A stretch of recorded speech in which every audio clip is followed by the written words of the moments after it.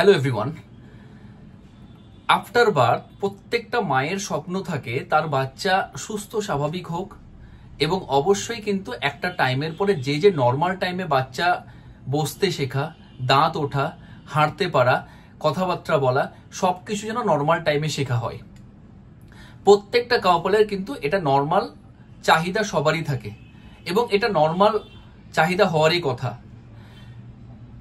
হয়তো দেখা যাচ্ছে কিছু বাচ্চার ক্ষেত্রে হয়তো দেখা যাচ্ছে ডিলে হচ্ছে, যে স্লোলি সমস্ত কিছু হচ্ছে, কিন্তু একটা টাইমের পরে সব নর্মালি হয়ে যায়।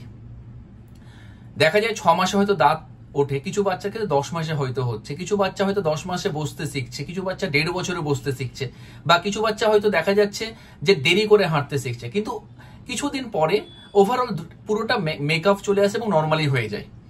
কিন্তু স্পেসিফিক কিছু ডিজিজ আছে, স্পেসিফিক কিছু রোগ আছে যার ক্ষেত্রে প্রত্যেকটা জিনিস ডিফারেন্ট থাকে। বাচ্চাদের ক্ষেত্রে জন্মানোর পরে তার চলাফেরা, তার আচার আচরণ, তার লাইফস্টাইল সমস্ত কিছু ডিফারেন্ট থাকে। আমি যে রোগটার কথা আলোচনা করতে চাইছি সেটার নাম হচ্ছে অটিজম। ভেরি একটা ইম্পর্টেন্ট কমন রোগ, সবার মুখে মুখে এই রোগটা এখন ইদানিং আমরা বেশি শুনতে পাই। পেশেন্টরা আমাদের প্রচুর ডাক্তারের কাছে অনেক অটিজম বাচ্চা আমাদের দেখাতেও আসে, কিন্তু অটিজমের আলটিমেটলি রেজাল্ট কিন্তু খুব, যদি সঠিকভাবে ট্রিটমেন্ট করে তাহলে একটা জায়গাতে 60 থেকে 70% বাচ্চা বেটার হয়। কিন্তু অটিজম কোনোদিনও সুস্থ হতে পারে না বা কোনোদিনও কিওর হতে পারে না। এই জিনিসটা যে বললাম, এটা আমরা যদি প্রথম থেকে ভেবে চলি যে কোনোদিন কিওর হবে না বা কোনোদিন সুস্থ হবে না, এটা সম্পূর্ণ ভুল ধারণা হবে। অটিজম বাচ্চাকে যদি সঠিকভাবে থেরাপি দেওয়া হয়, সঠিকভাবে যদি আমি প্রসেস করি, তাহলে অবশ্যই বাচ্চা একটা জায়গাতে গিয়ে ঠিকঠাক প্রসেসিং, ঠিকঠাক লাইফস্টাইল লিড করতে পারবে।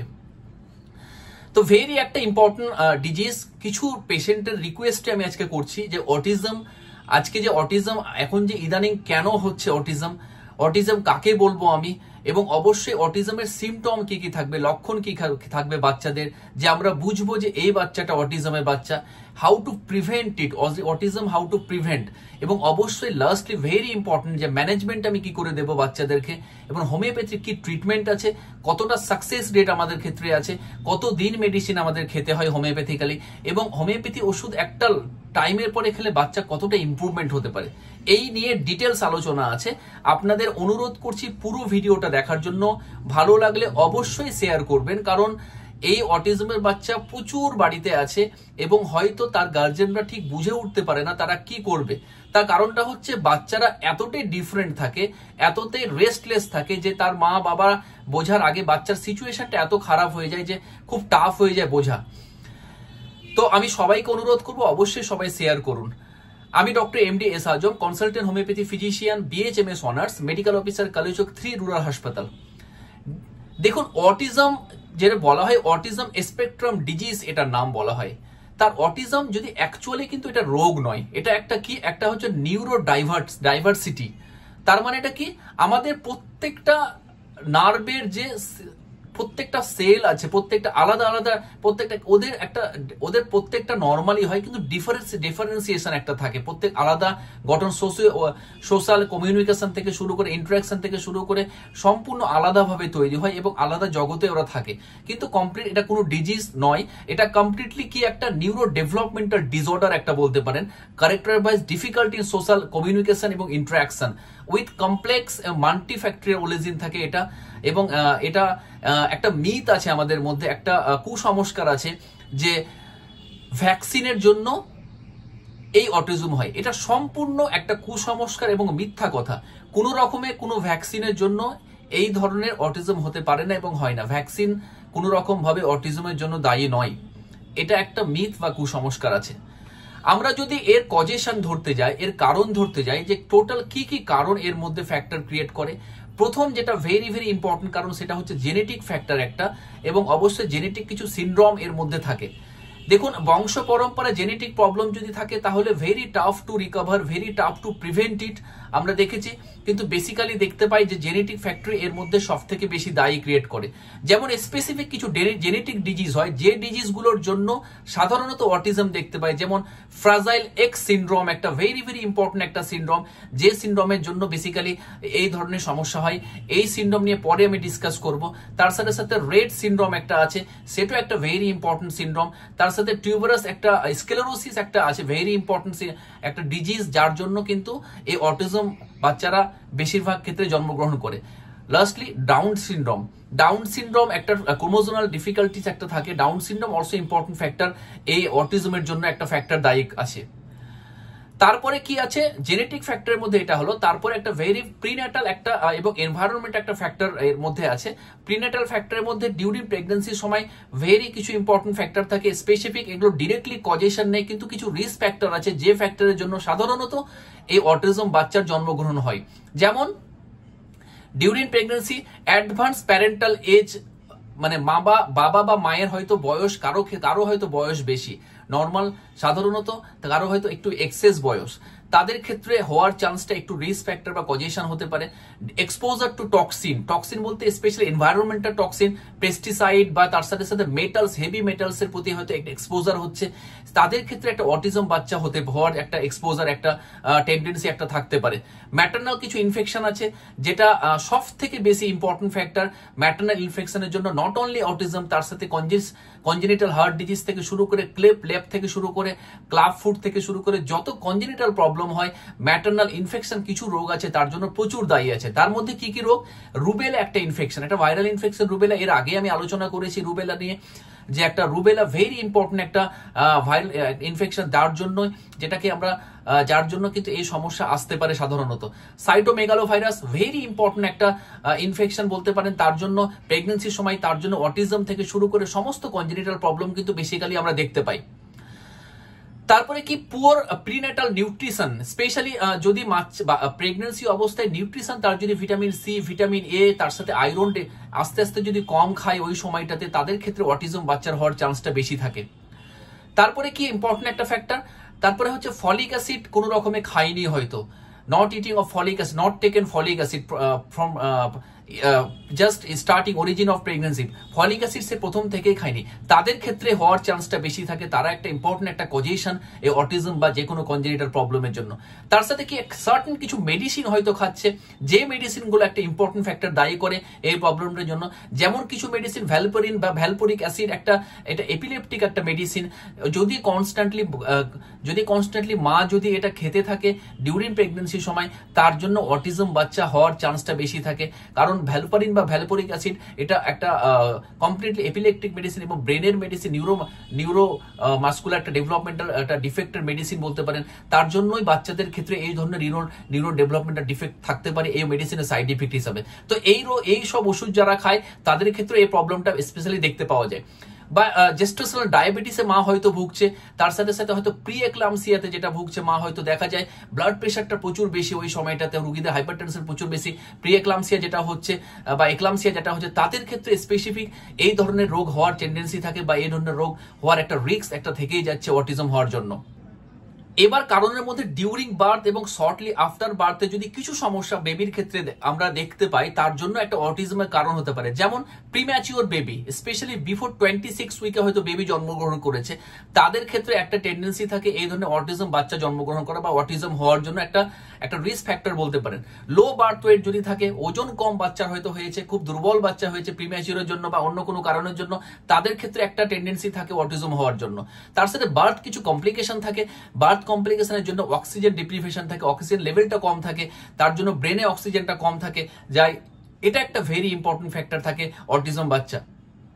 তো ডিউরিং বার্থ বা শর্টলি আফটার বার্থের কিছু যদি প্রবলেম হয়, তার জন্য স্পেসিফিক কিছু এই সমস্যার জন্য কিন্তু দায়ী থাকে অটিজম বাচ্চা জন্মগ্রহণ করার জন্য। নিউরোলজিক্যাল ব্রেন ডেভেলপমেন্টের ডিফারেন্স যদি থাকে, specially difference in brain structure আর তার সঙ্গে কানেক্টিভিটি, স্পেশালি সাইন্যাপটিক যে ব্যালেন্সটা ইমব্যালেন্সটা যেটা হয়, সেটা যদি ব্যালেন্স ঠিকঠাক না হয়, এই ব্যালেন্সটা স্পেসিফিক ব্রেন স্ট্রাকচার এবং কানেক্টিভিটির মধ্যে যে ব্যালেন্সটা থাকে, সেই ব্যালেন্সটা যদি ইনকমপ্লিট থাকে, যেটা সাইন্যাপটিক যেটা ব্যালেন্স করে সেটা ইমব্যালেন্স থাকে, সেটা একটা ইম্পর্টেন্ট কারণ এই অটিজম বাচ্চা জন্ম হওয়ার জন্য। ইমিউনিটি বা মেটাবলিক কিছু ফ্যাক্টর থাকে, ইমিউনিটি কিছু সিস্টেম জন্য স্পেসিফিক, বা ইনফ্লামেশন ডিউরিং প্রেগনেন্সির জন্য একটা অনেক সময় ফ্যাক্টর থাকে, এবং অটোইমিউন কিছু ডিসঅর্ডার থাকে স্পেশালি ডিউরিং ম্যাটারনাল এজে, স্পেসিফিক কিছু ডিজিজ যেমন এসএলই বা হারপিস বা অন্য কিছু লিউপাস টাইপের কিছু যদি অটোইমিউন ডিজিজ থাকে, তাদের ক্ষেত্রে হাই রিস্ক ফর এই ধরনের অটিজম বাচ্চা জন্মগ্রহণ করা। তো টোটাল যে কারণটা বললাম তার মধ্যে আমরা সাধারণত এই কারণটা এক্সাক্ট কারণ না হতো, এই কারণটা 100% কিন্তু কোনো রকম ভাবে এই কারণগুলোর জন্য অটিজম বাচ্চা হয় না। দেখা যায় যাদের ক্ষেত্রে এই সমস্যাগুলো হয়তো হচ্ছে তাদের বাচ্চাগুলো অটিজম হওয়ার চান্সটা বেশি, বা যে বাচ্চা অটিজম হয়েছে তাদের যদি হিস্ট্রি নেওয়া যায়, প্যারেন্টাল হিস্ট্রি বা ফ্যামিলি হিস্ট্রি নেওয়া যায়, মায়ের এই ধরনের কিছু না কিছু প্রবলেম হয়তো থাকতেও পারে বা ছিল, এরকম একটা হিস্ট্রি আমাদেরকে রোগীরা কিন্তু দেয়, স্পেসিফিক তার গার্জেনরা কিন্তু দেয়। তো সাইন সিমটম কি সমস্যা বাচ্চারা নিয়ে আসবে, স্পেসিফিক এই ধরনের কি আসবে? প্রথমত যে ইম্পর্টেন্ট, ভেরি ইম্পর্টেন্ট সিমটম যদি দেখা যায়, সাধারণত জন্মের পরে কি হয়, বাচ্চা একটা 6 থেকে 12 মাসে একটা বাচ্চা যেমন একটা আই কন্ট্যাক্ট চলে আসবে, তার সাথে সাথে একটা বাচ্চার একটা কনস্ট্যান্ট একটা হাসি থাকবে, তার মধ্যে কমপ্লিটলি হারিয়ে যাবে, কোনো রকম আই কন্ট্যাক্ট বা হাসির টেন্ডেন্সি থাকবে না। 12 থেকে 18 মাসের মধ্যে বাচ্চাদের একটা আওয়াজ বেরোবে, বাবা মামা এরকম আওয়াজ, একটা এটা কমপ্লিটলি আওয়াজ থাকবে না ইন কেস অফ অটিজম বাচ্চার ক্ষেত্রে। তার সাথে কি হবে, আই কন্ট্যাক্ট কোনো রকম ভাবে থাকবে না, নো রেসপন্স, কোনো রকমে রেসপন্স করবে না। যদি কোনো বাচ্চাকে ডাকতে হয়, নাম ধরে ডাকা হয়, অন্যান্য নর্মাল ক্ষেত্রে যেমন বাচ্চা তাকিয়ে দেখবে, কোনো রকমে বাচ্চা তাকাবে না। ইন কেস অফ 18 থেকে 24 মাসের মধ্যে যদি বাচ্চা, তাদের ক্ষেত্রে কি হয়, বাচ্চা চলাফেরা করবে, নিজের খেয়াল মতো বসবে, খাবে, কিন্তু কোনো রকম ভাবে আই কন্ট্যাক্ট বা কোনো রকম ডাকে সাড়া একদমই দেবে না, কোনো আওয়াজ বাচ্চা স্পেসিফিক কিছু করবে না।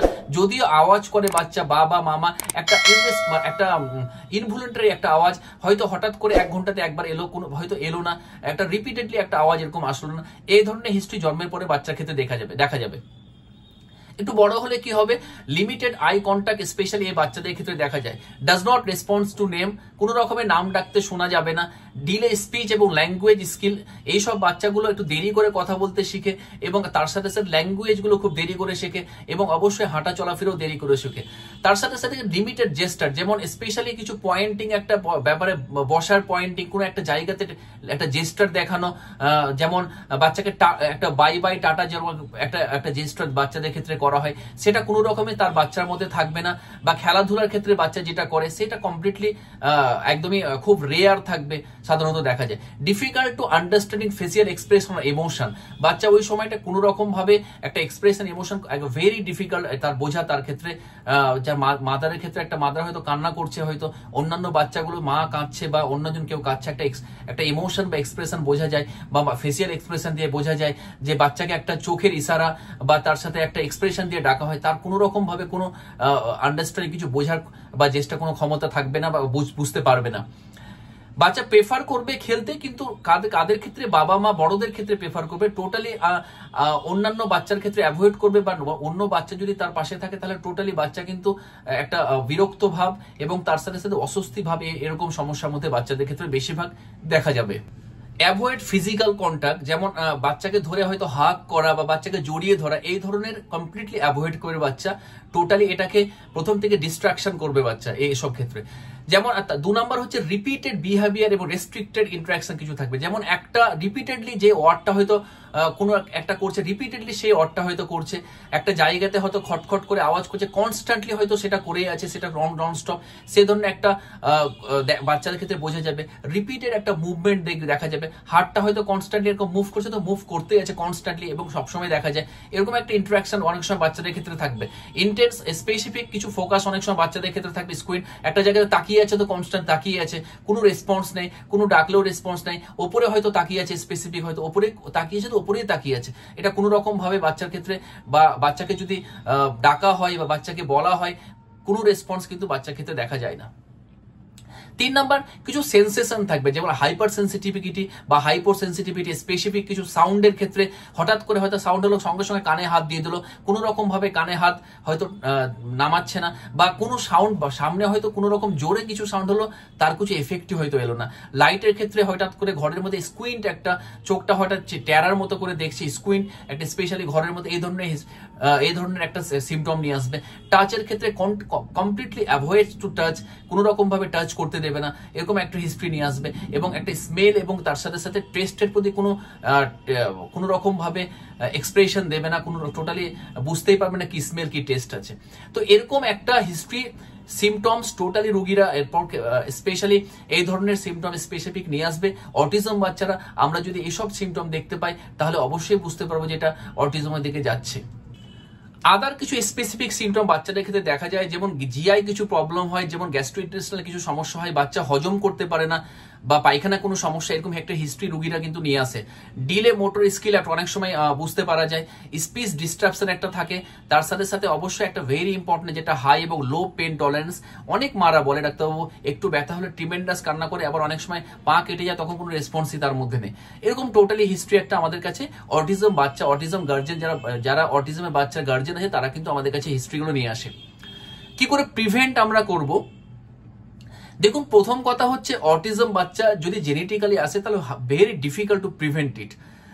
সাধারণত যদি অন্য কোনো কারণে জেনেটিক যদি না থাকে তাহলে কিছু কিছু ক্ষেত্রে আমরা হয়তো প্রিভেনশন দিতে পারি, কিন্তু ভেরি টাফ টু প্রিভেন্ট ইট। প্রথম যেটা ভেরি ইম্পর্টেন্ট, ডিউরিং প্রেগনেন্সির সময় একটা প্রিনেটাল কেয়ার আমি রাখবো। অবশ্যই একটা repeated doctor check up definitely প্রথম থেকে একটা করতে হবে। তার সাথে সাথে অবশ্যই প্রথমে হেলথ কন্ডিশন, যারা ক্রনিক ডিজিজে ভুগছে, স্পেশালি ডায়াবেটিস, তার সাথে প্রেশার বেশি, তার সাথে হয়তো দেখা যায় আরো কিছু সমস্যা, থাইরয়েডের কোনো সমস্যা, তারা repeatedly doctor check up, repeatedly medicine doctor যে অ্যাডভাইস দেবে সেটা অবশ্যই মেনটেন করে থাকতে হবে। অ্যাভয়েড হার্মফুল কিছু মেডিসিন অবশ্যই আমাকে অ্যাভয়েড করতে হবে, স্পেশালি যেমন হার্মফুল মেডিসিনের মধ্যে যেমন ভ্যালপোরিক অ্যাসিড, যে ভ্যালফারিন টাইপের কিছু মেডিসিন আছে, আরো কিছু স্পেসিফিক কিছু মেডিসিন আমরা হয়তো খাওয়া হয়, সেটা টোটালি অ্যাভয়েড করতে হবে, বা ডাক্তারের পরামর্শে যা ওষুধ দেবে সেটা মেনটেন করতে হবে।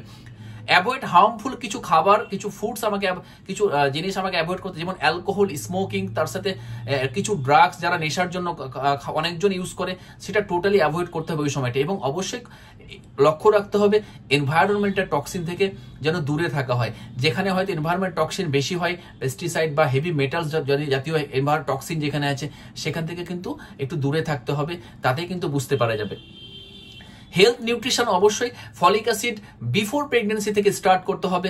প্রেগনেন্সি প্ল্যানের আগের থেকে folic acid up to delivery, up to baby হওয়া পর্যন্ত কন্টিনিউয়াসলি ফলিক অ্যাসিড চলবে, কোনো রকম ভাবে ফলিক অ্যাসিড বন্ধ হবে না। তার সাথে সাথে এক্সট্রা ব্যালেন্স ডায়েট এবং vitamin A, vitamin K, vitamin C, iron, nutritious, অবশ্যই এগুলো খেতে হবে।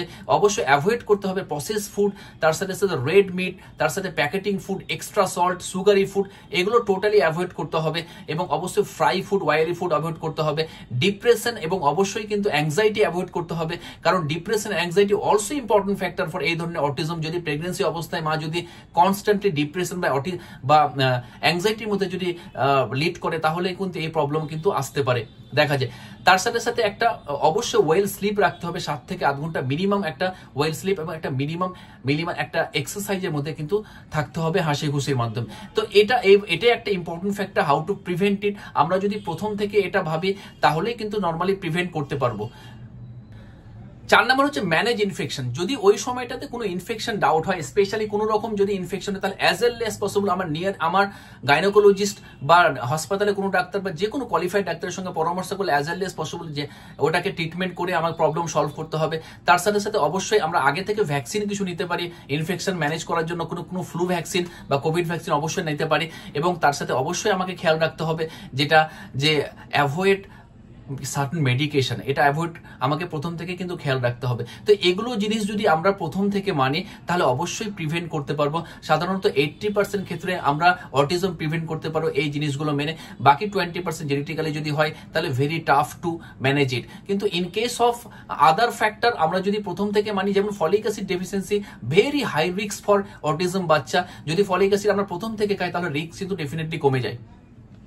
লাস্টলি মেডিকেশন, হোমিওপ্যাথি কি ট্রিটমেন্ট আমরা দেবো, তার আগে বলি যে কিছু থেরাপি আছে। ম্যানেজমেন্ট কি দেবো, যেমন স্পিচ থেরাপি একটা দেবো আমি, স্পিচ থেরাপি, অকুপেশনাল থেরাপি আমি দেবো, প্লে বেস কিছু থেরাপি হয় স্পেশালি বাচ্চাদের, অটিজম বাচ্চার জন্য প্রত্যেকটা জায়গায় এরকম একটা থেরাপির জন্য নিশ্চয়ই কোনো সেন্টার কিছু না কিছু পাবেন। তার সাথে ডায়েটারি একটা সাপ্লিমেন্ট বা ডায়েটারি একটা থেরাপি দিতে হবে। তার সাথে অবশ্যই আমাকে খেয়াল করতে হবে প্যারেন্টাল কিছু গাইডেন্স বা প্যারেন্টাল কিছু ট্রেনিং দিতে হবে যে এই অটিজম বাচ্চা কি করে ট্রিট করতে হবে।